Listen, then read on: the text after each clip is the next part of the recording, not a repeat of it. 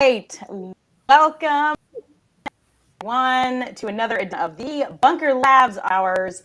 I am your guest host today, Liz Marion, the program director for CEO Host Seat. And I'm here with Amy. Excited. Started percent of transitioning military veterans want to start a business on their way out of the military, and we are there to help all do that.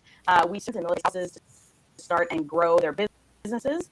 You can start with our online programs here at Bunker Labs, and then you move right on through until you're ready to scale and you get to me at CEO Circle. But really excited to kick off today. I'm really excited to see our guest today because we have a little bit of history that goes back and interested to hear how his company has grown. But first, we have so much going on at Bunker Labs this week. Amy, why don't you just give us a brief overview of what's up? Thanks, Liz. And welcome back to Office Hours. So this week, we've got a lot going on, like Liz said. So Bunker Labs gift guide dropped. We've got 60 plus products from our veteran and military spouse-owned businesses. And a lot of them are offering a 20% bunker discount. So you can check that out at bunkerlabs.org/marketplace-2022 and get your Christmas shopping done now. And then Veterans in Residence Showcase event is happening tomorrow. So December 7th, tomorrow, across 34 cities, we're showcasing 500 plus veteran and military spouse entrepreneurs who are either ending or starting our Veterans in Residence program. So you get a chance to meet them in person. And we also have 2 virtuals, one East Coast, one West Coast, and then, everybody in between. So you can check that out at bunkerlabs.org/veteran-showcase. And then a couple more things. End of your giving campaign is still going on. So if you have a little spare cash and you'd like to donate it to us, we are always welcome. So you can help us put on these awesome programs for free to our participants. And it's tax deductible. So you can check that out at bunkerlabs.org/end-of-year-giving with little dashes in the middle.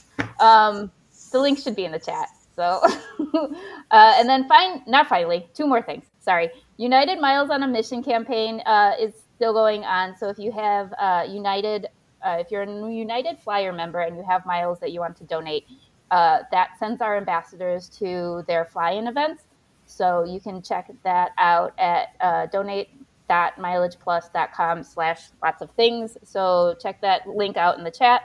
And then finally, Breaking Barriers in Entrepreneurship Workshop. The applications are open for the January cohort. So you can check that out. That program is open to Black entrepreneurs, Latinx, Asian, and female entrepreneurs. So that's like a early stage, get your business going off the ground kind of thing. So that is at bunkerlabs.org/breaking-barriers. And that is all, I think. Well, that's all I got. So who knows? There's probably more going on. Amy, thank you. So much going on at Bunker. We know that you haven't bought all your holiday gifts, so check out that holiday gift guide. And our guest, whose product is in that holiday gift guide. And after you hear from him, today, you're definitely going to want to go buy one. This is good for everyone on your list. Yes, it is. I mean, I need a couple more for sure. And maybe to give them as well as gifts. I can think of a few people in my entrepreneurial journey life that might need a few of these. But without further ado, Joe Meisch, welcome to Bunker Labs Office Hours. Joe is an Army Guard veteran. He is a Veterans in Residence graduate as well, alum, and he's in the holiday gift guide. So Joe, welcome to the show. Thank you so much, Liz. I'm really stoked to be here. This is great. I love my affiliation with Bunker Labs. I'm always feeling honored and grateful to be part of that community, which obviously ties back to all of our military service. So thanks for having me. Absolutely. Really excited to hear about what you've got going on since we first connected in 2019 and just to hear about all the progress. So tell us a little bit about Temple Massager and your military experience and how this idea came about. And if you can, show us the product too. Yeah, absolutely. So let's just kick it off here. So this is the Temple Massager, very simple product, and it adjusts pressure. And basically, you put it on over your forehead, and you're stimulating the masseter, the temporalis muscle up here in your temple area, and then down here on your masseter muscle. So during my Army career, I was Guard Reserve, going on and on of active duty, and going to university and working. And so I was under a lot of stress, and I was clenching really bad. And so I was always rubbing my jaw musculature or up here, my temple area. And literally one night coming back from an Allman Brothers concert, the glare of the oncoming headlights was bugging me. And I felt like, oh man, I'm getting a migraine. Because I was getting migraine headaches and a lot of tension headaches. And so I literally had my sunglasses kind of perched up on my head, and I pulled them off. I'm driving the car. I got like 3 drunks in the back seat. I'm the driver. I'm like, great. I'm the driver. I'm about to migraine. This is not a good thing. So I literally started using the center of my glasses to massage right around my eyes. It felt great. Boom. There's that little spark of an idea for me to go buy a temple massager. And I looked and I looked and I looked and I looked, and it did not exist. And then that spark came up again. I'm like, is there something here? Is this a maybe idea? And so literally went to buy it, didn't exist, started this huge long process of inventing and learning, massive learning curve. And so it was anything and everything. I'll let you get into what you want to know on that. And so I developed a product, I prototyped, I got a patent, which has a very low success rate.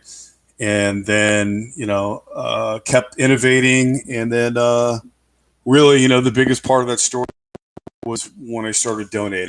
And so went through this initial innovative idea crunching, figuring things out, learning plastics, learning manufacturing, learning prototyping, finding people to help me execute my idea and my thoughts off of paper, out of my rudimentary prototype I was burning up in my oven, going down to tap plastics and getting stuff and shaping it and a bandsaw and all the stuff. So anyway, that's kind of the rough beginning of how that happened.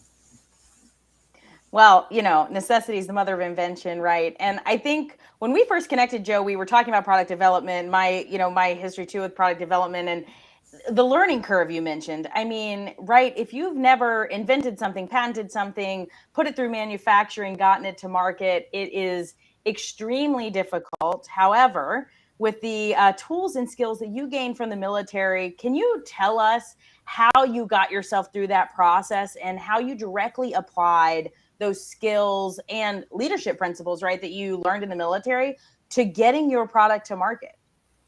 Yeah, so that's key. I'm always really grateful for my military service. I was a combat engineer as my primary MOS, and I had a secondary MOS as a 62 Juliet, which is equipment operator. But that 12B skill set, was do more with less. Probably implies everything in the military, really. But that engineering skill set, I had done things in the military that I was impressed by. The teamwork that we could all learn and do these things and be trained up and competently execute missions in adverse conditions and austere environments. And so, that was key. Honestly, I kept reverting back to, I would say, oh, this is tough. This is difficult. Well, maybe I'm not cut out for this. I don't have the expertise. How do I do this? And then the other thing is, a lot of people, business people in our country exported a lot of engineering and manufacturing offshore, whether it was China or another country, it doesn't matter. I don't care. The fact is there was a depletion of people in our country and around my region that even knew how to innovate something or prototype or patent or mold build, et cetera.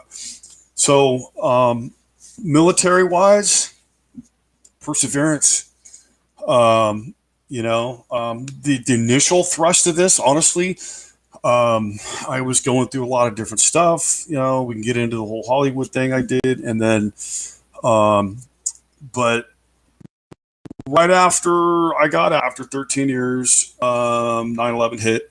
My former unit was sent overseas to Iraq, and my supervisor Mike Ottolini was KIA in Iraq. That brought that home because Mike was a great guy, my supervisor, and then man, it was ugly for a moment. I'm not going to kid you. It brought back a memory. My friend drowned in Army Reserve training, and so suddenly I'm just feeling this burden of guilt, and I don't know, survivor's guilt, whatever, PTS, I don't know. And so for every ugly thing, difficult thing, unknown, unmanageable perspective that I might have had, I'd go look in the mirror and I'd say, you serve with two guys that gave all. What short of giving all are you prepared to give to help your brothers and sisters? Because I was already getting feedback from initial versions of the temple massager. And so I go look in the mirror and I'd talk to myself and I'd say, dude, if you need a motivator, what else is there? So I drove on for those guys, and a part, actually in total, they the reason I donated over 5,000 temple massagers, and it went around the world like we've talked about. And those guys are always with me. They're angels on my shoulders. They're serving us from the other side.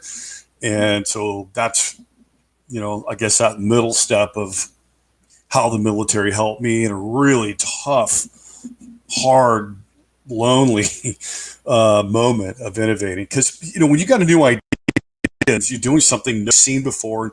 This might be a little crazy to somebody. What's this wacky fork stick? You get laughed at. You're ostracized. People think you're an idiot, and they're like, "What's this dumb thing?" So, but you start taking the gravity of the situation of who you served with, and you apply yourself because you're capable of learning FM manuals and executing orders and following plans and missions. And I was going to Sonoma State, getting my degree in the GI Bill and all that. Well, then I was like, okay, well, I'm capable of learning this. If I can take apart landmines and or put them together, well, then I can figure out what I'm doing here. This is not so intimidating all of a sudden. So the military career was critical. And I always say thank you to the Army. I'm grateful. I'm lucky I got in. I'm actually an epilepsy survivor. I grew out of full-blown epilepsy at the age of 15, went in at 19. I would have never gotten in the military if I had still been, inflicted with epilepsy. So the military thing was critical in many different ways. I leaned on it greatly, and it was at Esprit de Corps, the honor of serving and honoring your brothers and sisters that really drove the show when it was ugly and lonely. Yeah, and Joe, thank you so much for sharing that part of your story. And I think, that perseverance. The other thing that I heard you say over and over is this process of learning, is this being open to learning, knowing that you've done hard things before and you can continue to do hard things. And of course, that continued just service that you feel and that you're doing. So thank you so much for that. And I love hearing about products that continuing that military service to country, service to others, that compassion as well. But entrepreneurs make hard decisions. You have to make hard decisions about your life, and you referenced this a little bit, but you were doing something completely different at the time, and your career was really taking off in Hollywood and TV writing. But you made the decision to leave that behind. Can you talk us through that decision that might help other entrepreneurs when they're in a similar situation? How do you choose, and what's that process like in your mind? Yeah. So, and I don't regret it, by the way. It was fun for a little while. I as part of the process of the temple massager, you got to find stress relief somewhere. And I like to be funny. I was a private joker, right? And people make fun of me. I'm a big guy, and I'm that's fine. I'm a totally confident, happy person. So I was writing this idea for a party, and it's going to be silly and crazy and have little tiny dirt bikes and those sumo padded suits and all this other surrounding comedic components to like extreme sports, American Gladiator, Man Show, WWF, reality TV. I'm right back there right now. And so, man, I wrote this idea down, and some people were like, God, that would be funny on TV. And I was like, you think, never, ever have any experience, knowledge, or idea of entertainment, right? So I wrote it down. And then I actually met with the guys from BattleBots. If you remember, BattleBots is the Robot Wars type thing in the arena. I actually happened to meet Trey Roski, and I said, hey, how do you write a TV show? And I got this crazy idea, and he reads it. He's like, go film a pilot. So I filmed a pilot, just rudimentary, and friends and our phone, our cameras, and just as rudimentary basic as you can get, because I had no money, or hardly any money. And so then the next thing I know, I'm doing a construction remodeling job in San Francisco, and the boss has a party on a yacht in Sausalito, and I am not the kind of guy that gets invited to a lot of parties on a yacht in Sausalito. Okay. And so I'm there, and I meet Michael Meehan, I'm a comedian from the Meehan brothers in San Francisco. He's doing construction as well. You always got to keep your side job. Entrepreneurs, listen, keep your day job. Okay. And so, man, I'll try to be quick here. Michael, I read a book. Okay, here's a book tip. I know we're getting ahead of it, but Breakfast with Sharks was a book that I read that was written by a guy who actually went in TV, right? And I can't remember his name, but it's a picture of a great white shark coming up with palm trees around it. And it's called Breakfast with Sharks. And it was his version of, hey, here's how you write a TV show and go to Hollywood and blah, blah, blah. The one takeaway from that book was always have a pilot with you at all times. You never know who you're going to meet and where you're going to meet him. Well, here I am on a yacht with the construction crew, yucking it up. Here's Michael Meehan. Michael, I said, hey, are you still doing TV, Michael? And what do you do? Oh, well, you got to have something crazy these days. I said, you got 2.5 minutes? I have my pilot with me because I read that book. I show him the pilot. He laughs. He's like, that is crazy, man. Okay, party's over. We go to work Monday morning. Really dark, foggy morning in the middle of winter. And here's Michael, and I'm like, oh, we get to work together today. This is going to be great. We're never going to get anything done. We're going to be laughing the whole time. And he's like, no, I'm not working with you. Shut up for a minute. I think your stuff's funny. I want you to talk to Martin Olson, who's a writer in TV and movies. And I'm like, wow, okay. And he gives me his number, and he says, tell him that I sent you or he will not talk to you. Okay. I call him. He's after I tell him and explain it and sent him the written treatment, which is a description of how the show flows. He says, I'm a writer on your show. Like, one phone call. I want you to talk to Michael Weinberg. I don't even know who the guy is. Well, Michael's a huge TV guy. Tell him I sent you or he won't talk to you. Same thing, right? These guys get bombarded, I'm sure. And so Michael talks to me, and next thing I know, long story short, I am in Starbucks coffee in Pacific Palisades, California, and he reads my treatment, watches my pilot. He puts the laptop. No, I knew I could trust the guy because he took his jacket off, put it over his head and the screen of my laptop. And I'm like, I can trust this guy. Because he looked at me and he says, don't ever think somebody won't rip you off. This is Hollywood, dude.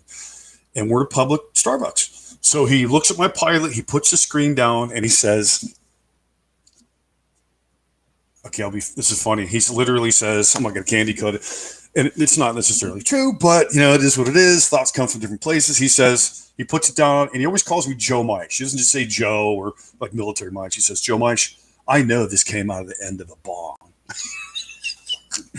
And I'm like, okay, well, what do you think of it? Whatever, He says, I want to take it with me to Comedy Central. And I'm like, excuse me? I didn't hear what you said. I fully heard him. I just couldn't believe it. So next thing you know, I'm pitching to Comedy Central. I get an offer from Spike TV. At the same time, Mike and all my friends are getting deployed, and the temple massagers out there in this rudimentary form. And there was no way I could do both. I could not continue to chase a temple massager and help my brothers and sisters and go and, start and produce my first TV show. And so I literally walked away from you. My agent was like, "What are you doing? You have this great to a career. You're walking away." Like, she couldn't believe it. Annette Van Dern is her name. She's still an agent, Van Dern Agency. So that's kind of how that happened, and I walked away because my commitment and every bit of love and compassion I can muster as a human being was going towards my brothers and sisters who were serving. And it was all in honor of Mike and Curtis, because Mike passed away right around that same time. And so the gravity of that whole situation was weighing me down in my decision making. And it was a hard decision. It wasn't easy. And you don't know if it's the right one. So there you go. Well, and I think too, learning from that is that your network is your net worth. We say that a lot. But one of those things of, exploring those different avenues. And like you said, I mean, I think entrepreneurs can actually take quite a bit from this story too, Joe, just like from, always have something in your back pocket to share. You never know who you're going to meet. I mean, we talk about the elevator pitch, but that's so real. It's like, you never know who you're going to be in the elevator with. You never know who you're going to be seated next to in Starbucks. Be ready, have that, so just tying that into the entrepreneurial journey is just like, have your pitch ready, have your 30-second, your 30-second what you do ready, and have like a packet, a one pager, whatever it is, say, hey, I can send it to you right now. It's on a PDF. This is what I do. You never know. So I love that story. And I think and then the other thing of that is, okay, this is just me. Maybe some other people have it easier. I don't know. I don't know about other people, but I've read a ton of stories about entrepreneurs. I guess this helped me. I was consumed by it. And it was because of Curtis and Mike, and so I have this total commitment to what I was doing. Every fiber of my being was into this. If your friends aren't sick and tired of hearing you talk about your idea, you're not going about it the right way. All my friends and people, even family, they're like, shut up about this stupid temple massager thing. That's the level of commitment I was at. Nothing else mattered.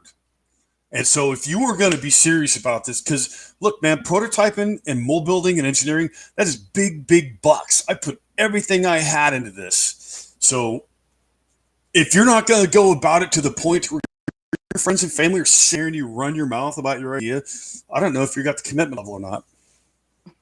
I love that, Joe. I think we can all relate to some of that as well as entrepreneurs. People do kind of get sick of you talking about it. And if they don't, you might not be talking about it enough. So good point. And, this show, God, it goes by so fast. But Joe, temple massager, tell us what's next. What is next for your product? Okay, well, several things. One, we're on the way to making it vibrate. I made it along the way, and my buddies were in combat where I was already out.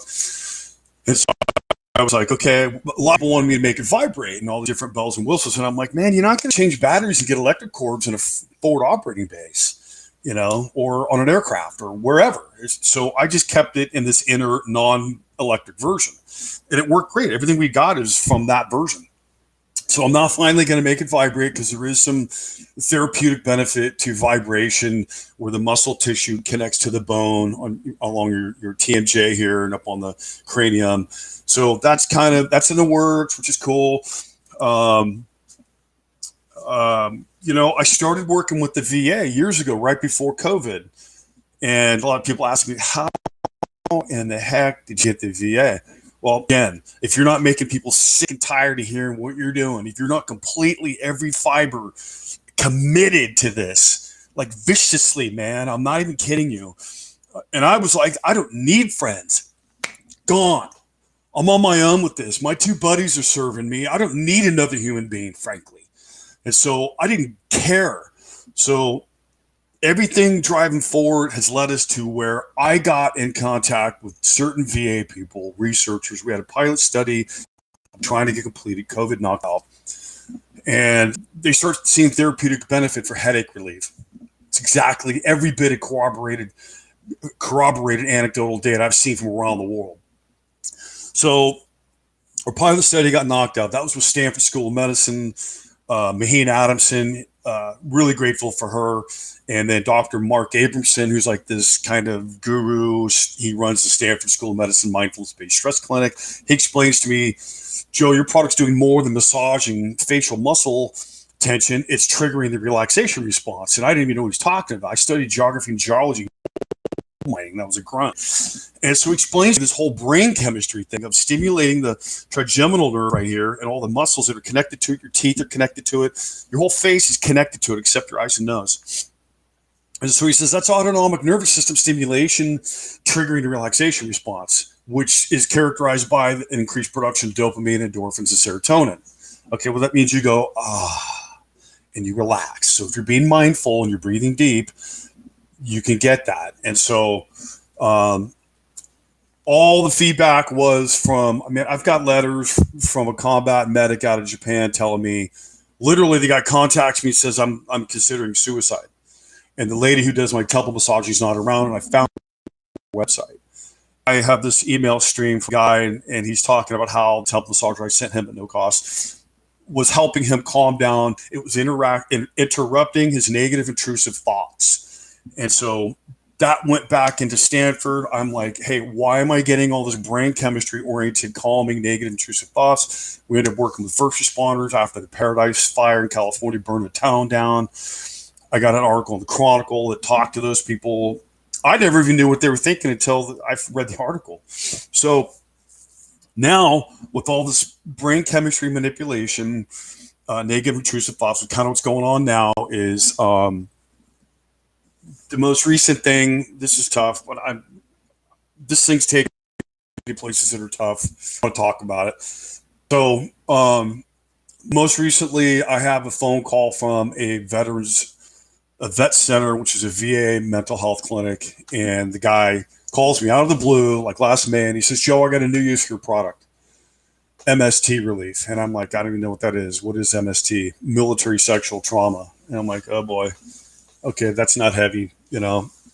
How is this going?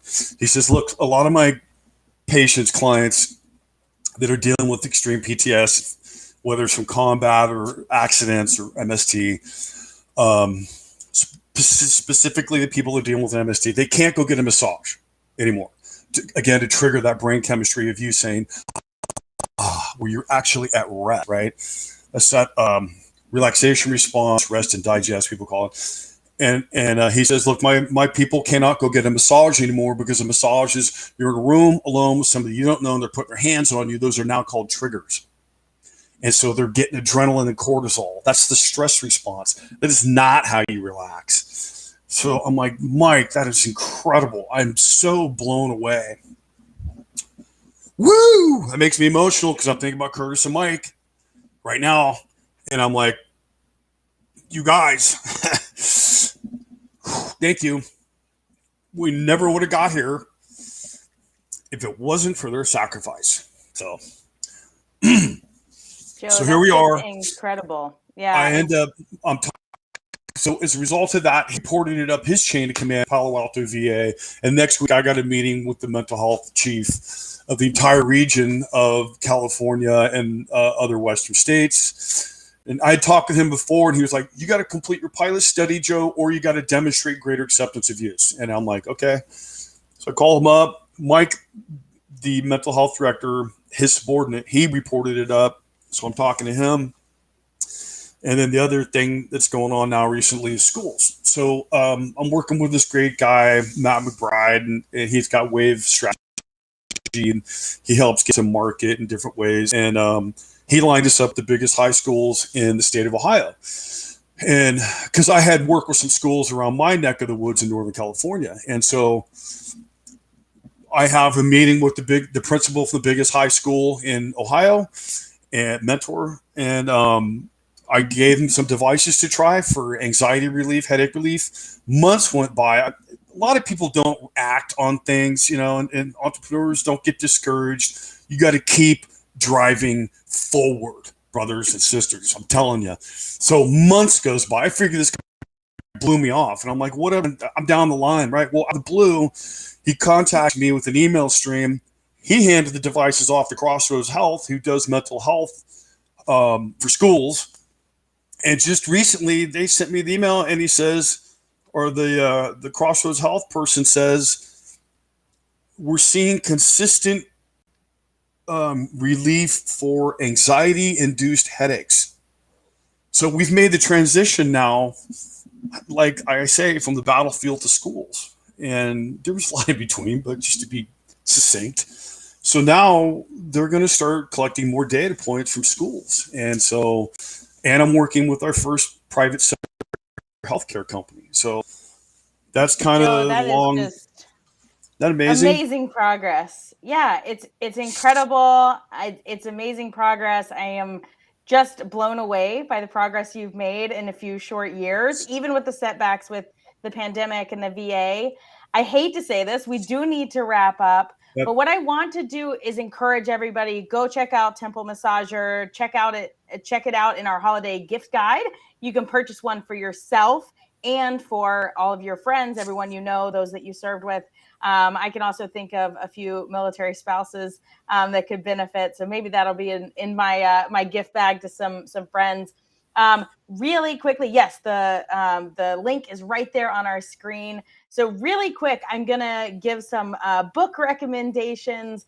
So because I shared this with you, Joe, I think in 2019, one of my favorite books in product development is our theme today for CPG and thing is Ben Horowitz, The Hard Thing About Hard Things. If you haven't read that book, definitely encourage you to go check that out. It helps you get over these humps, this adversity that Joe was talking about today. It really helps also with mental mindset for entrepreneurs. And then, Joe, what book are you reading right now? I'm reading Unbroken, which is about Louis Zapparini, and I have not seen the movie, and great story. I'm always inspired by other people's ability to survive and persevere in unbelievably bad conditions, and it all comes down to that mental strength. And again, military training, right? You're always capable of doing more if you've got the mental aptitude and what do they call it? Mental discipline, emotional discipline. And so I'm always interested in people's stories have gone through a lot worse than me. So I'm reading Louis Zapparini's story, and I just got done reading The Old Breed, which is about Eugene. Man, I'm trying to blank his last name. He was in the Marine Corps, and they did the Pacific TV series after him. So I just got done reading The Old Breed and Eugene Sledge. Thank you. So awesome. 2 books. I'm wrapping. I'm done. There you go. Thank you, Joe. Joe, thank you so much for joining us. This was just great to hear about your story and your ask for other entrepreneurs. Just go all in, be obsessed, make people sick of you talking about it. Yeah, it's no lie. And if anybody I'm putting out there, if other veterans have ideas for products, contact me, man.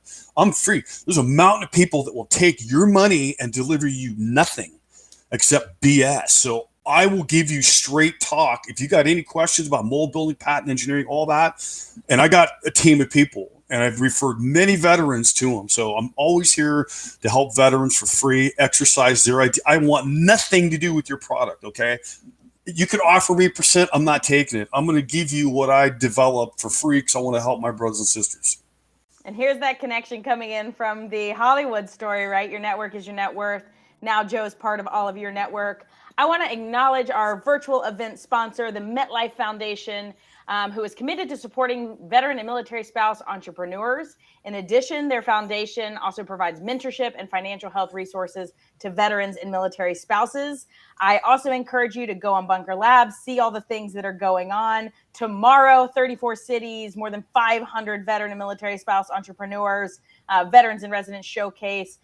Go to that link that's on the screen and find an event near you. Cannot wait to see some of these presentations tomorrow. And Joe, thanks so much, and we'll see you guys next week. Thank you.